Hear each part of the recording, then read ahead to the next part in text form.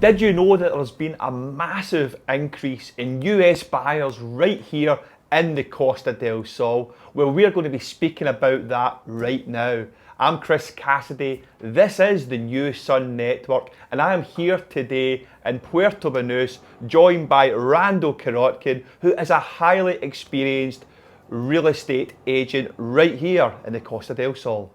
So Randal, tell me in the audience who you are and what it is you do. My name's Randal Karotkin.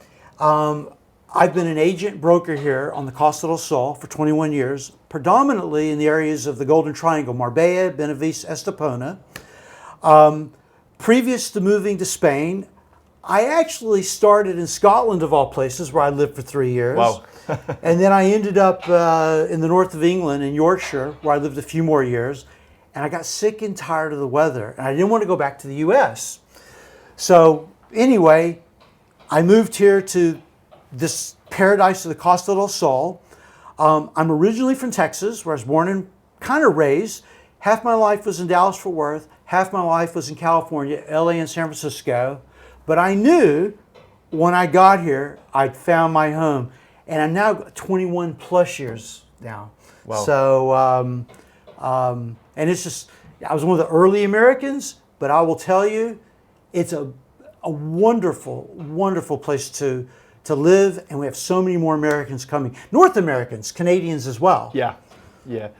Also, it's funny you should say it. I mean, when you talk about being out in Scotland and England and the weather, I mean, I know that obviously I'm Scottish, I'm from Glasgow, and the ability to be able to come here, live here, work here, and experience the weather, the people, the culture, it's an absolute no-brainer. I do like to go back to Scotland, right? But I also like to come right back here, so I completely get it. The first couple of years in the UK, it was a novelty. Everything was green, and I started a jumper collection, which is wool sweat. I never owned a wool sweater in my life, and I have to say that the first 2 years was a novelty, but after 2 years, it started becoming a drag. Yeah. And look, I don't mind winter when it's supposed to be winter, but when it's supposed to be summer, growing up in the Sunbelt states of Texas, California, and also Hawaii, actually, for a little part of my life, I came here, you know? Yeah. And I didn't want to go back to the U.S., so I chose Costa del Sol. Similar to myself as well. So, as you know, we've seen a massive increase recently in US and North American visitors and buyers here. But from your perspective and your experience, what do you see driving that? Well, really three things. Quality of life is really at the top of their list. Cost of living. And number three, healthcare, believe it or not. Okay. And I'd say really as a bonus, I'll add a couple more. The fourth reason would be more and more North Americans are getting passports and traveling. Yeah. And they're discovering Europe and dreaming about wanting to be here. Yeah. And they also like the idea of being able to like base themselves somewhere and then go on all these excursions and travel, like out of Malaga Airport, which is on our doorstep. We can be to any of the European capitals of Paris, London, Amsterdam, Brussels, all these European capitals within 2.5 hour flights, and at low cost as well. Just yesterday, I was on the phone with one of my American clients in Scottsdale, who's a member of a country club, and the U.S. is so divided politically. Yeah. And he said in the old days, everybody just got along. And apparently, there's not that really harmony of people getting along. And the reason he loves it here, and the reason he's going to buy a property here, along with some of my other buyers, is they just love how everybody just gets along. Yeah. There's no divisions. And it also attracts a lot of really interesting people. Okay? So let's talk about quality of life. Everyone knows that we've got 320 days of sunshine. We do. Cost of living, that's really a no-brainer. Yeah. As an example, a grocery bill here is 1/3, at least 1/3 less than what it is in the U.S. Wow. Okay. And because of the U.S. Canadian dollar exchange rate, your grocery bill is about half of what it is in Canada. And plus, the food's fresh. Yeah. And another thing, we don't have GMO here, and a lot of the Europeans don't really. The Americans have GMO in all their food. Is that right? It's against the law here in Europe. So we have healthier food. and it's just everyone's happy here. Yeah, And, I agree. And I think it kind of rubs off on people here, the Spanish lifestyle. The Spanish work to live, and the North Americans live to work. And a lot of, especially your boomers, and of course, their kids who are also, in their 40s, maybe even 50s that are buying now, they're looking for an easier pace of life. Or maybe they want to come in and educate their kids. I'll give you another example. I was with an American client yesterday who's actually living just down the road here in Puerto Banús, and he has 3 kids at the American school Atlas. It only cost him $36,000 US a year to educate all 3 of his kids in a private school. Yeah. If we compare that to a private school in Southern California, it's $50,000 a year to send your kid to a decent private school in Southern California. It's funny you should say that, because that's only one. I know. I mean, we recently had so JC, the owner of Calpe School, the private school, on our podcast, and he said pretty much the exact same thing. It's even in the UK, it's significantly higher to put them through private education than it is here. Right. I never knew that about the US as well, but it's a no-brainer. I mean, they're getting the best education, the best lifestyle, multicultural, right? So they're really experiencing it, and also they can learn the language as well. And that's a really big bonus. And they want their kids to have this this extra language or two. Yeah. And another big reason North Americans are coming, especially the retirees, Yeah. it's healthcare reasons. So tell me about the healthcare issue then. Okay. Well, the Canadian system's different from the U.S. system. The U.S. system's really like 90% private. In Canada, they have a socialized system. Okay. But the disadvantages of the U.S. system, even when you get to retirement age, which is 65, we have something called Medicare. So the government actually kick in and pay for your medical care. Okay. But they really don't pay for all of it. For the average a couple who's retiring now, they still have to contribute about $8,000 US a year toward supplemental insurance policies. Yeah. And that's obviously come out of their retirement income. And here, they can come on a non-lucrative visa. Yep. And I think the amount's around $28,000 for one, and there's a bit more on top. But for the average North American who has that $35,000, $40,000, $50,000 a year in retirement income, they can buy their medical insurance here for maybe $4,000. Wow, it's a big difference. And there's no co-pays. The pharmaceuticals are a fraction of the price.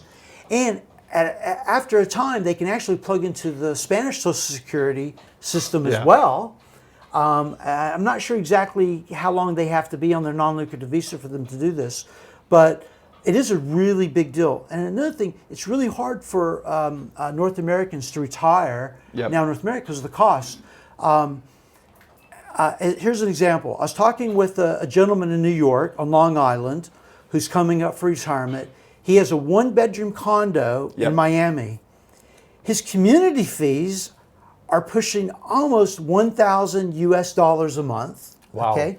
His property taxes are 10 times more than what they are right here. And his feeling is sell his condo in Miami. He can come here with the money from that property, buy a beautiful lock and leave luxury apartment. His taxes will be a 500,000 euro purchase. His taxes are $1,000 a year. And the community fees on that apartment are probably going to be like 300 euros a month, which is a third of what he's paying for his property in Miami.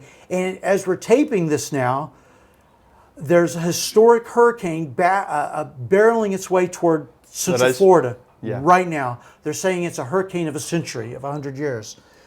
This is becoming a really big turnoff to all those retirees who've gone to Florida.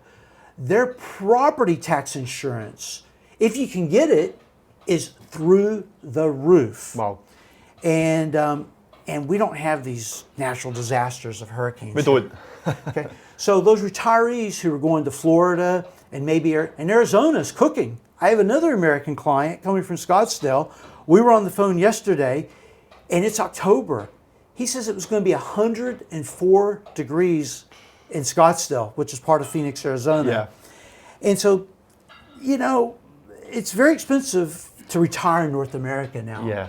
And especially Florida, which is where they've all gone. You know, I think about prices, I think about taxes, I think about lifestyle, Yeah. right? The costs, but I don't think about hurricanes. So there's a new dimension that you've brought to me there, and it's similarly about, you know, about the Medicare and the health as well. That's a really good thing to understand, which I never quite appreciated. Yeah. So for anyone listening to this podcast or watching it, who's North American, they'll fully relate to what I'm talking about. Yeah. And I know you also get a big audience of agents actually learning from your podcast, which by the way, my compliments. All your podcasts are fantastic. Thank you. I've watched all of them. I've listened to all of them. Some of them a couple times. And even though I'm on the ground, 2 decades here, I'm always learning. And I think you're doing a wonderful job. Well, thank you. Thank you for the compliment. That's what I aim to do here. And I would say to anyone that's watching the podcast, be sure if they're watching on YouTube or one of the social networks, you got to like it. You got to smash that like button because there's a lot of great education that you're bringing to the audience. Yeah. And us agents. And it's free education as well, right? So. Absolutely. And I think people, they want this, they're hungry for the information. Yeah. And there's a lot of unknowns here. People hear about Marbella, they might have a certain thing they think about it, but actually there's so much going on here as well. So I really like to get different people in, similar to yourself. Right now we're talking about, the US market, but I can be talking about something completely different in the next one. And I think another big driver for people coming here from North America is how safe it is. Yeah. It's my friends who are American, all my friends from all nationalities, the kids can run around. There's none of this. You've got to be like helicoptering over them. Yeah. You don't need to check social media to the parents, who their parents are, what might happen. Yeah. There's a lot of paranoia in North America, and rightly so. Yeah. I don't want to bring up like the extremes, but there's school shootings. That doesn't happen here. No. And also for these families who are bringing their kids over, a family of 4. The medical insurance is only a couple thousand a year. Yeah. I mean, with no copays, no deductibles.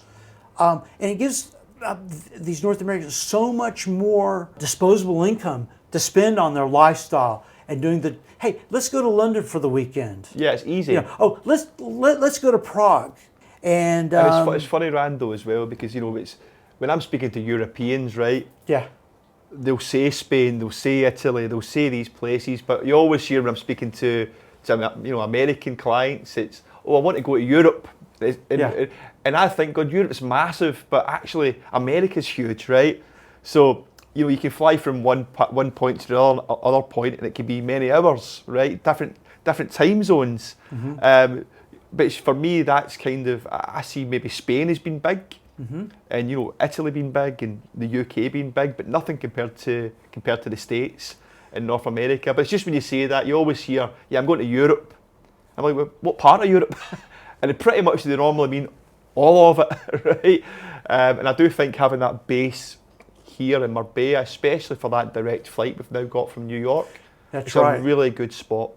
Yeah, I've done that flight many times when it was Delta. Right. When they had the route, and then United took it over after COVID, and they're talking about adding more weeks to it. And actually, they did 7 flights a week, 1 a day. Yeah. And when it was the Delta route, it was only like 3 or 4 days. And there's even talk of direct routes come maybe out of Miami. Oh, okay, I never knew that. And maybe out of Atlanta, and. But for North Americans, it's never been more on the radar than it is now. Yeah. And I forecasted this 20 years ago when I got here. I went, wow, this is the climate and topography is identical to Southern California. Actually, the climate's actually better.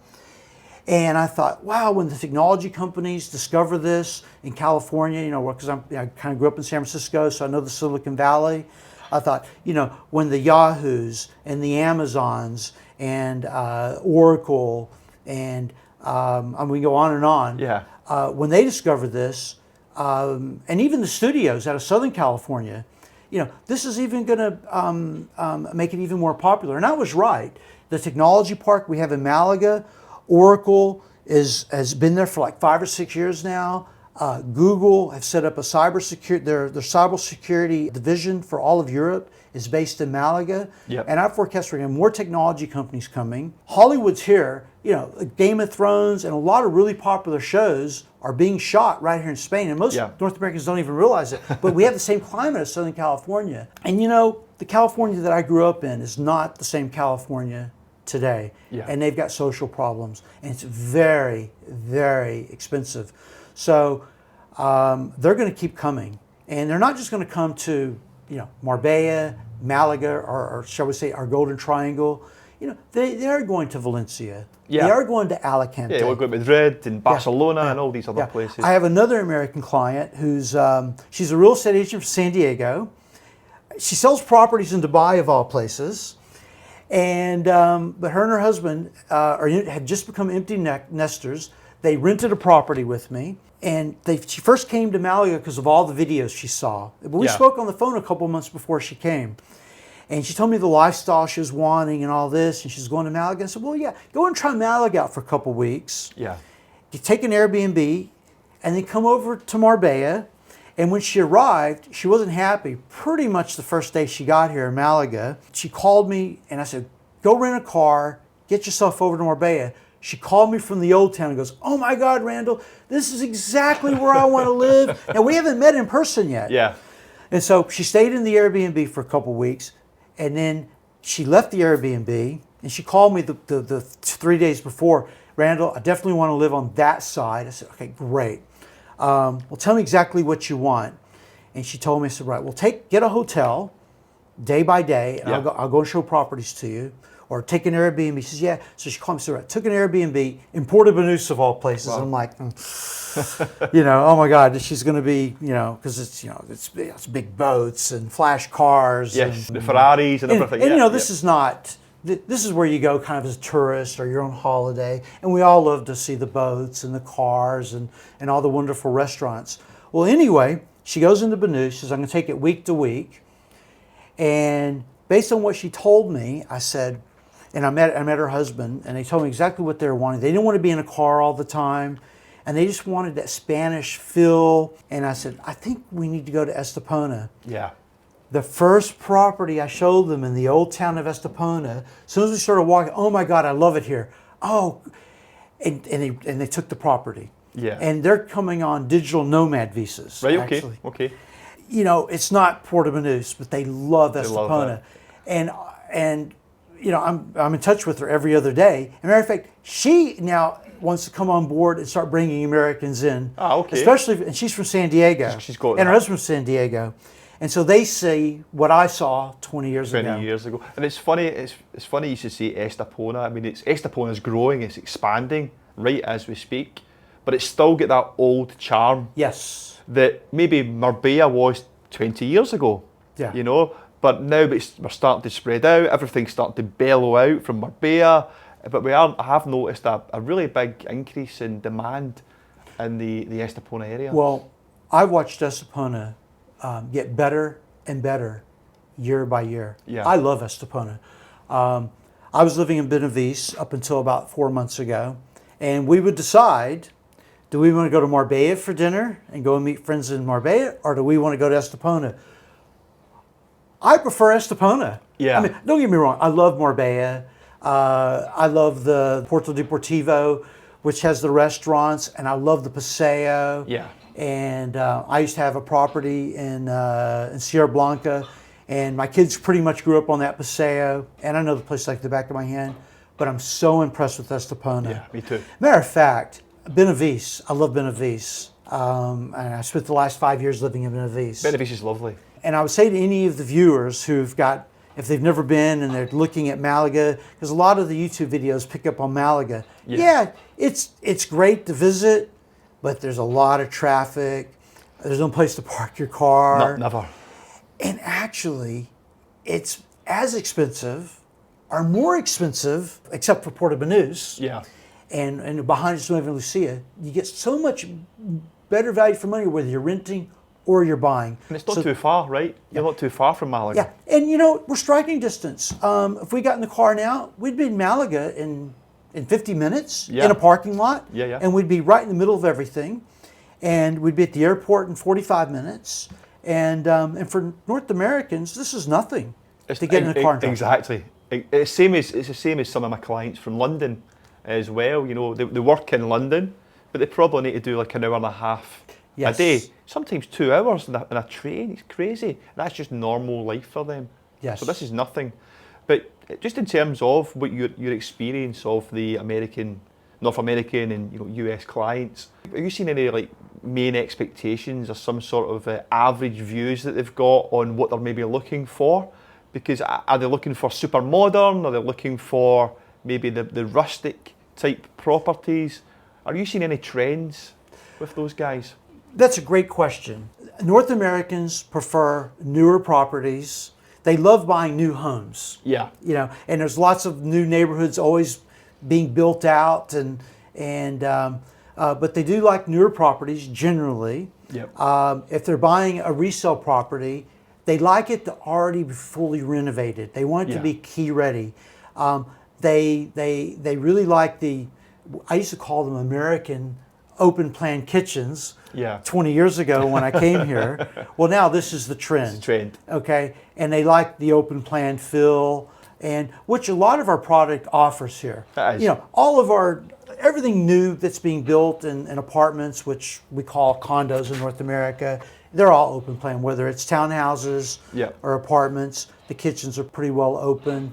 But then there's the Americans who want to have that village feel. Yeah. You know, they might love Monda, which is just 20 minutes from Marbella, and have this really village feel, and the Spanish, and there is no...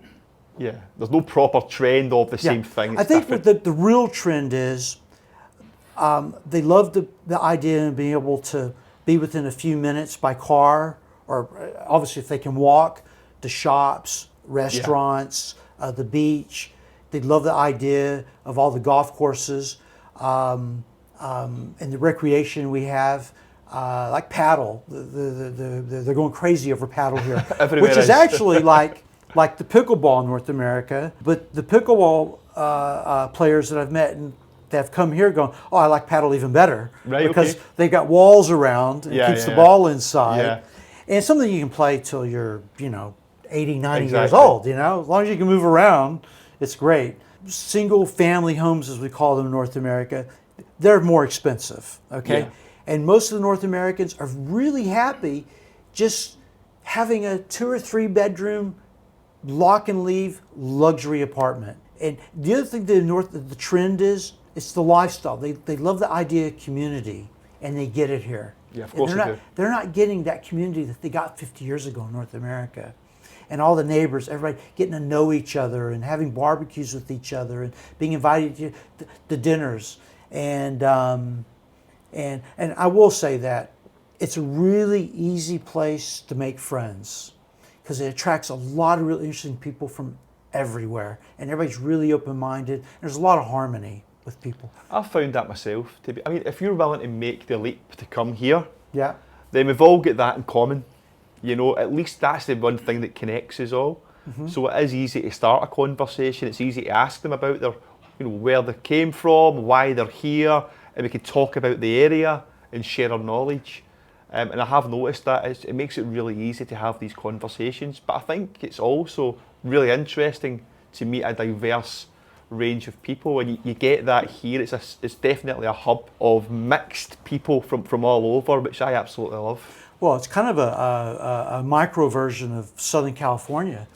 We have 150 nationalities registered in the Marbella Town Hall alone, which it's mind-boggling. And when you sign on to what we call the Padrón, to sign as a resident in Spain, I was in Benavides a few months ago, and more than 70% of the residents of the Benavides district, which is a big area, are non-Spanish nationals. It's international people. And the same is really for Estepona, but Estepona's got more of a Spanish feel to it. They still got that charm. They still got that, yes. Yeah. Yeah. Well, Randal, it's been an absolute pleasure talking about this, the market over here, talking about the US buyers over here. Really, thank you for coming along. And yeah, it's been a pleasure. It's a real pleasure to be on your podcast, and I want to thank you so much for inviting me. Onwards and upwards. Definitely. And if you get any North American buyers calling you, Yep. and they want to get in touch with me, if you want me to take care of the clients, I'll be more than happy to. Yep, I'll be happy to And introduce we'll them. agree to something, and I'll look after them just as well as you will. And anyway, just want to say again, thanks so much, and we look forward to having you come out for visits. And be sure to pick up that phone, and you've got to call Chris. Thank you. Thanks again.